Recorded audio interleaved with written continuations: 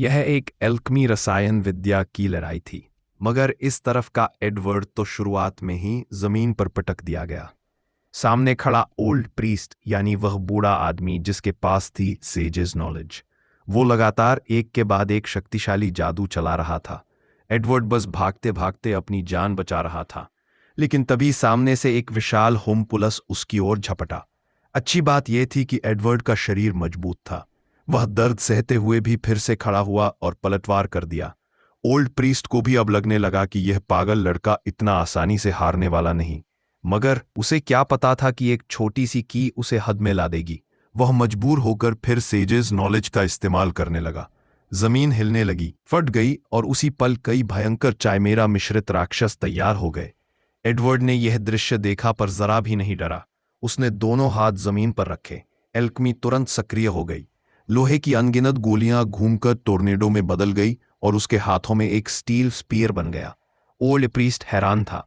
वो तो sages knowledge से जादू करता है, पर सामने वाला यह लड़का बिना किसी एल्कमी सर्पल के स्पेल चला रहा है और ऊपर से उसकी ताकत भी कम नहीं। एडवर्ड ने पलक झपकते ही सारे चाइमेरा को चकनाचूर कर दिया। ओल्ड प्रीस्ट ने फिर जल्दी से और भी चाइमेरा बना डाले। एडवर्ड थोड़ी देर तक उनसे जूझता रहा, तभी मदद पहुंच गई। वो था उसका भाई एल अल्फस। अब हालात पलट गए। एल ने एक एक करके राक्षसों को यूं उछाल कर फेंका जैसे खिलौने हो, लेकिन अचानक एक किमीरा ने हवा में छलांग लगाई और उस पर हमला किया। जब प्रीस्ट ने गौर से देखा तो दंग रह गया। एल का आर्मर अंदर से खाली था। इससे पहले कि वो कुछ समझ पाता, एडवर्ड ने और भी हैरान कर देने वाला दृश्य दिखाया। उसके हाथ पैर चाइमेरा के जबड़ों में फंसे हुए थे, फिर भी उसने ऐसे हाथ उठाए जैसे कुछ हुआ ही नहीं। असल में उसके दाहिने हाथ और बाएं पैर ऑटोमेल स्टील से बने थे। यही कारण था कि उसे फुल मेटल ऑल्केमिक्स कहा जाता है। 10 साल पहले एडवर्ड और अल ने अपनी बीमार मां को वापस लाने के लिए ह्यूमन ट्रांसमिशन करने की कोशिश की थी। उन्होंने सोचा, अगर हम इंसान के बराबर पदार्थ एलिमेंट्स दे दें तो आत्मा भी लौट आएगी, मगर वो भूल गए कि आत्मा का भी समान मूल्य देना पड़ता है। उस तूफान में एल की आत्मा खो गई। एडवर्ड ने अपना बायां पैर गंवा दिया और जो मां वापस आई वो बिना आत्मा का राक्षस बन गई। एडवर्ड ने हार नहीं मानी। उसने फिर एल्कमी चलाई। अपना दाहिना हाथ देकर एल की आत्मा वापस पाई और उसे एक लोहे के कवच आर्मर में सील कर दिया।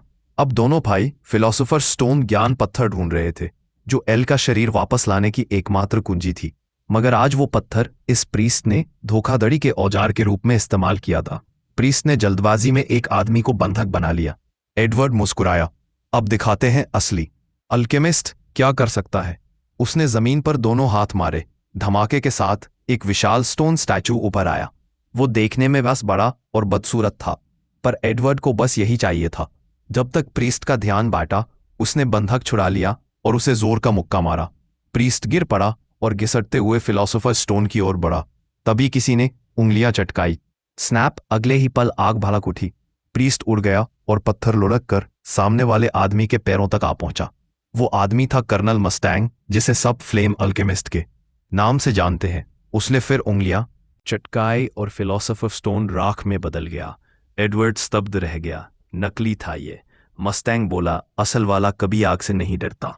एडवर्ड ने गहरी सांस ली। एक और मिशन बेतार गया। उसे क्या पता था कि असली फिलोसोफर स्टोन तो इसी भीड़ में कहीं उसके सामने ही था। इस आदमी ने अपनी ही बेटी और घर के बड़े सफेद कुत्ते को मिलाकर एक ऐसा छिमेरा संकर जीव बना दिया जो इंसानी नैतिकता के पूरी तरह खिलाफ था। एडवर्ड असल में उसके पास अपने भाई अल का शरीर वापस लाने में मदद मांगने आया था। एडवर्ड कोई भी मौका खोना नहीं चाहता था, मगर उसे अंदाजा भी नहीं था कि उसकी दी हुई सोल बाइंडिंग की तकनीक यानी भाई की आत्मा को आर्मर में बांधने का तरीका डॉक्टर को एक नया शैतानी आइडिया दे देगा। एडवर्ड के बाहर रहने के कुछ ही दिन बाद वह अचानक सुनता है कि चाइमीरा बोल रहा है, और जो शब्द वह चाइमीरा कह रहा था वह बिल्कुल वही थे जो कुछ दिन पहले डॉक्टर की बेटी नीना ने उससे कहे थे। एडवर्ड का दिल कांप गया। अब सब समझ आ गया। डॉक्टर ने अपनी बेटी को कुत्ते के साथ मिलाकर नया चाइमीरा बना दिया था, और यह पहली बार नहीं था। कुछ साल पहले उसने अपनी पत्नी को भी इसी तरह प्रयोग में बलिदान कर दिया था। वह इस पाप को कभी माफ नहीं कर सकता था। फिर भी उस कीमेरा में बदल चुकी छोटी नीना अब भी अपने पिता के लिए दुखी थी। एडवर्ड के पास कुछ करने को नहीं था। वह जानता था कि अब वो बच्ची हमेशा के लिए इसी रूप में फंसी रहेगी। थोड़ी देर बाद मिलिट्री वहां पहुंची। ह्यूमन ट्रांसमिटेशन एक सख्त मनाही थी। डॉक्टर टकर को स्टेट एल्केमिस्ट का दर्जा छीन लिया गया और उसे मिलिट्री कोर्ट में पेश किया जाने वाला था। एडवर्ड को खुद पर गजब का गिल्ट महसूस हुआ। अगर वो अपने भाई का शरीर लौटाने की कोशिश में वहां ना जाता तो शायद मीना कभी राक्षस ना बनती। उसका दोस्त ह्यूग्स उसकी हालत समझ गया। उसने उसे अच्छे खाने से तसल्ली दी और उसके दिल का बोझ थोड़ा हल्का कर दिया। लेकिन डॉक्टर को कभी वो अदालत नहीं मिली। एक मेजर जनरल ने उसकी अल्केमी स्किल्स देखकर उसे गुप्त प्रोजेक्ट में रख लिया। डॉक्टर से बायो सोल्जर्स बनवाए गए, जिनके पास ना आत्मा थी ना दर्द का एहसास, और जो फिलोसोफर स्टोन की ऊर्जा से चलते थे वो जन्मजात सुपर सोल्जर्स थे। लेकिन काम निकलते ही शिकारी अपने कुत्ते को मार देता है वाली कहावत सच हो गई। फिर वही बायो सोल्जर्स बेकाबू हो गए। जनरल को लगता था वो अब दुनिया पर राज करेगा, मगर वह भूल गया कि ये सैनिक भावनाहीन मशीनें हैं, और आखिरकार वो खुद उन्हीं के हाथों मारा गया। बाकी लोगों को अब बस इस खूनी गड़बड़ी को साफ करना था। अच्छी बात यह थी कि ये सैनिक जॉम्बी की तरह थे। उन्हें आग से डर लगता था और उनका कमजोर बिंदु सिर था। इसलिए मिलिट्री ने जल्द ही सबको खत्म कर दिया। उधर दूसरी तरफ विच की टोली भाग निकलने की तैयारी में थी। वही लोग थे जो जनरल के साथ काम करते थे। उनकी टीम में 3 लोग थे। विच जो आग बेचने और हत्या करने में माहिर थी। ग्लटनी वो मोटा आदमी जिसके पेट में गहराई की कोई सीमा नहीं थी, वो मरने वालों की लाशें खाता था। और एनवी जो रूप बदलने की शक्ति रखता था, मारे गए लोगों की चीजें लूटता और सबूत मिटाता था। वो मेजर जनरल के लिए दुश्मनों को भी साफ करते थे। लेकिन एक दिन ह्यूजेस को उनके षड्यंत्र का पता चल गया। वो एडवर्ड को कॉल करने ही वाला था कि एनवी जो कर्नल मस्टैंग का रूप धरे था ने उसे गोली मार दी। ह्यूजेस के पास पलटवार का मौका था, पर एनवी ने उसकी पत्नी का रूप लेकर उसे धोखा दिया और उसी रूप में उसे खत्म कर दिया। अब मस्टैंग और एडवर्ड दोनों के दिल में आग जल चुकी थी। और हैरानी की बात यह थी, जब मस्टैंग ने एनवी को पूरी तरह जला डाला तो वो कुछ ही पलों में फिर जिंदा हो गया। तभी सच्चाई सामने आई। ये लोग डॉक्टर के बनाए बायो सोल्जर्स नहीं थे, बल्कि असली होमनकुलस थे, जिनके दिल में फिलॉसफर की स्टोन था और इसीलिए वो अमर और अजर थे। अब सवाल यह था, एडवर्ड और उसके साथी आखिर कैसे इन्हें हरा पाएंगे। उस औरत को गोली लगी, मगर जख्म पल भर में ठीक हो गया, क्योंकि वो एक होमनकुलस मानव निर्मित प्राणी थी, न मरने वाली न बूढ़ी होने वाली। लेकिन इस बार उसका मकसद एडवर्ड नहीं था। वो अपना टारगेट खत्म करके बड़ी आसानी से वहां से निकल गई। मगर जल्द ही एडवर्ड की दोस्त ह्यूज उसका अगला निशाना बन गई। खुद जाकर ह्यूग्स को खत्म करना पड़ा। लेकिन ह्यूग्स ने भी बिना लड़े हार नहीं मानी।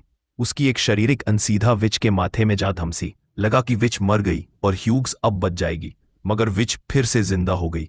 तभी उसका साथी एनवी, जो रूप बदलने की ताकत रखता था, भागती हुई ह्यूज के पीछे लग गया। ह्यूज की सबसे बड़ी कमजोरी थी उसका परिवार से लगाव। वुडी ने यही कमजोरी इस्तेमाल की, पर इसके बाद एनवी और विच ने खुद को मिलिट्री ऑफिसर्स के रूप में बदल लिया। एडवर्ड कुछ समझ नहीं पा रहा था। तभी मस्टैंग ने खुद हमला शुरू किया। एक स्नैप के साथ उसने हवा में आग भड़का दी। अगले ही पल वो फिर से जिंदा हो गया। वो एनवी था और उसके पीछे से विच भी प्रकट हो गई। मस्टैंग ने उसकी छाती पर बना ओरोबर्स टैटू देखा और तुरंत समझ गया कि ये इंसान नहीं, होमनकुलस है। विच को भी अंदाजा था कि मस्टैंग से सीधी लड़ाई में वह नहीं जीत पाएगी, इसीलिए उसने सीधा हमला किया। उसकी लेफ्टिनेंट हॉकाई पर मस्टैंग ने बीच में आकर वॉर अपने ऊपर ले लिया। वो बुरी तरह घायल हो गया। विच और एनबी अपनी जीत पर मुस्कुरा रहे थे, पर मस्टैंग ऐसा इंसान नहीं था जो बदला बाद के लिए छोड़े। जख्मों के बावजूद उसने एक और स्नैप मारा। एनवी फिर से जल उठा, इस बार राख बन गया। विच गुस्से से कांप उठी। उसने हाथ उठाया और मस्टैंग की जान लेने को दौड़ी, पर तभी जमीन फटी और पत्थरों के स्पाइक सीधा उसके शरीर को आर पार कर गए। वो था एडवर्ड एल्रिक। विच ने ठंडेपन से कहा, हमारी ताकत फिलोसोफर स्टोन से आती है। हम मर भी जाएं तो फिर जी उठते हैं। एडवर्ड ने गौर किया। विच वक्त काट रही थी ताकि एनवी को फिर से जिंदा होने का मौका मिल जाए, लेकिन अब वो समझ चुका था यह पुनर्जन्म असीमित नहीं था। एनवी भागने लगा। मस्टैंग ने एक और स्नैप किया और इस बार एनवी सच में जलकर राख हो गया। एडवर्ड और मस्टैंग दोनों ने मिलकर विच पर हमला किया। एडवर्ड ने सामने से ध्यान भटकाया और मस्टैंग ने मौका पाकर उसे आग में झोंक दिया।